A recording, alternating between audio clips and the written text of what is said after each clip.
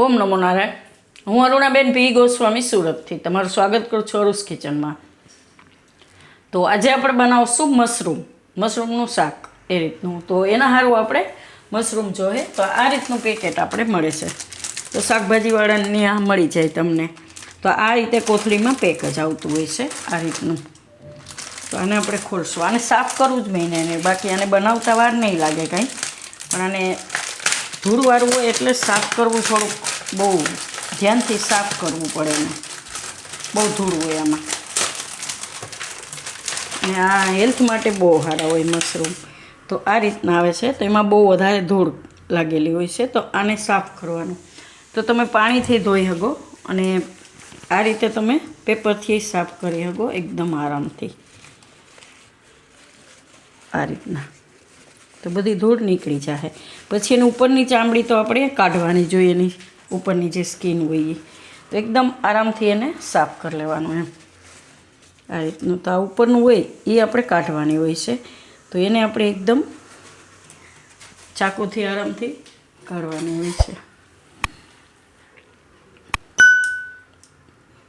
આ રીતે ધીરેકથી કરો એટલે ઉપર આ રીતે નીકળી જાય.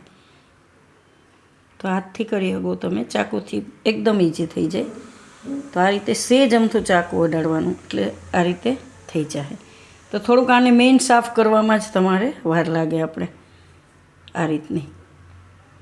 તો બધાય મશરૂમ આ રીતે આપણે કરી લેવું.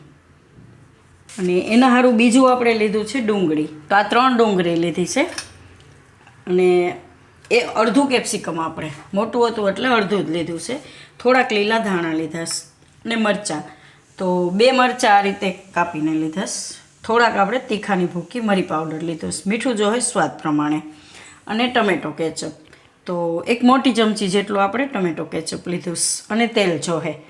બસ આટલી વસ્તુ જોહે. તો આ બધાય મશરૂમ આપણે સાફ કરી લેવું. તો આને તમે પાણીથી ધોઈ શકો. તો આ મેં પાણીથી ધોઈ નાખ્યું છે.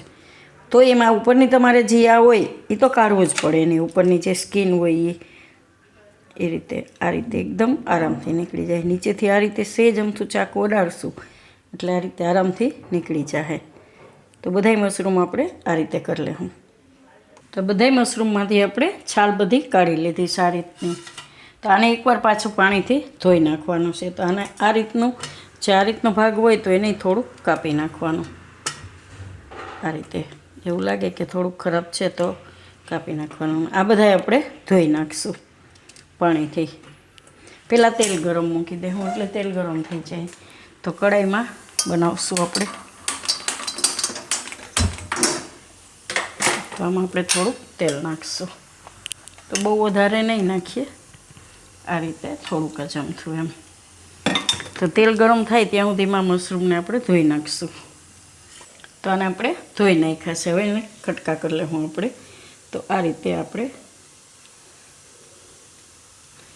તમે 2 કટકાઈ કરી શકો ને 4 કરી શકો.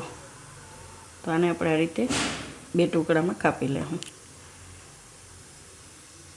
તો આને આપણે આ રીતે ટુકડા કરી લીધા છે. અને તેલ આપણું ગરમ થઈ ગયું છે. તો એમાં પહેલાં આપણે નાખીશું આ લીલું મરચું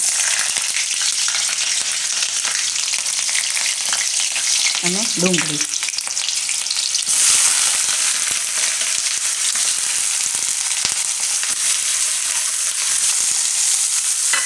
અને કેપ્સિકમ. અને થોડીક વાર ફેરવી લેવું.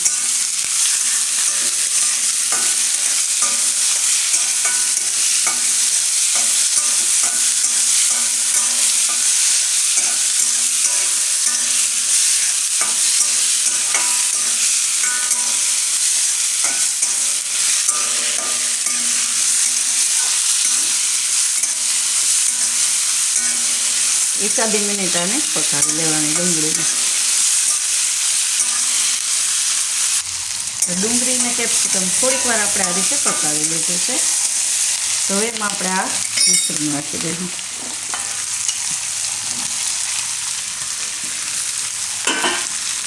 અને મિક્સ કરી લઈશું.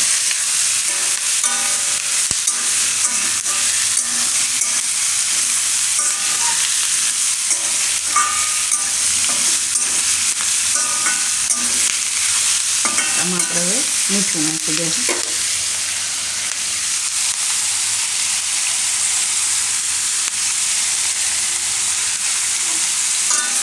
અને પકાવી દઈશું. તો આને આપણે 2 થી 3 મિનિટ પકાવ્યું તો મશરૂમ એકદમ સરસ સોફ્ટ થઈ ગયા છે અને બહુ વાર નથી લાગતી. ખાઈને જોઈ લેવાનું તમારે. એકદમ સરસ જો હાવ સોફ્ટ થઈ ગયા છે. હવે આમાં બીજા મસાલા નાખીએ. તો મશરૂમ આ રીતે કાળા પડી જતા હોય છે પાકે ને એટલે થોડોક એનો કલર એ રીતનો થઈ જાય. તો એમાં આપણે તીખાની ભૂકી નાખી દઈએ. થોડીક ટેસ્ટ પ્રમાણે તમે નાખી શકો એમ. થોડાક લીલા ધાણા અને ટમેટો કેચઅપ.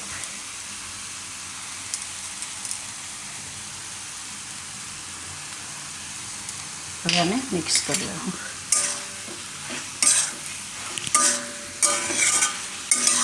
મસ્ત લાગે છે. આમનો મેં ખાઈ શકીએ આપણે. રોટલી એ ખાઈ શકો કે ગમે એ ફટાફટ બની જાય છે. ખાલી એને સાફ કરવામાં જ થોડોક ટાઈમ લાગે. બાકી બનાવવામાં વાર નહીં લાગે તમારે. તો આને આપણે હવે ગેસ બંધ કરી દઈએ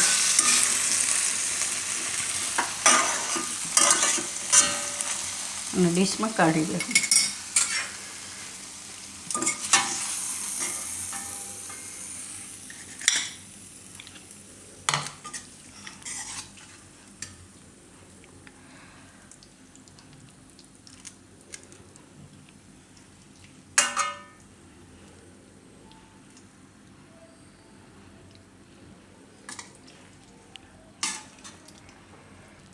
તો તૈયાર છે આપણું મશરૂમ અને ડુંગળીનું શાક.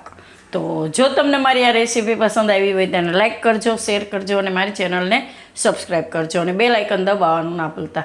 કમેન્ટ કરીને કહેજો કે તમને કેવું લાગ્યું આ મશરૂમનું શાક.